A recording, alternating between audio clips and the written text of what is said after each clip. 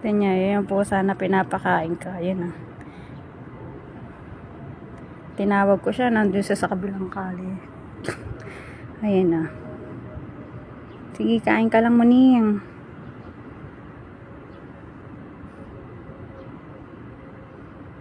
Diba?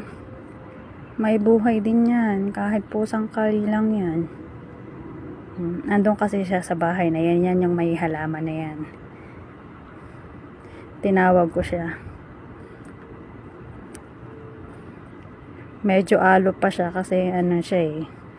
Siyempre takot yan. Nakatira kasi sa kali.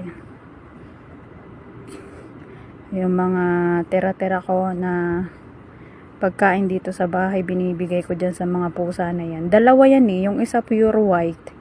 Ito naman black and white ang kulay. Ning!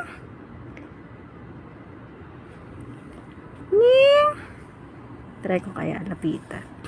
Medyo mailap pa ito eh. Kasi hindi ito yung pinapakain kong isa, yung kulay puti. So, kayo dyan, kung may mga pusa kayo dyan nakikita sa kalye, bigyan nyo din ng pagkain yung kahit yung mga tira-tira. Ayan o, tuwan-tuwa siya kasi ang dami kong binigay.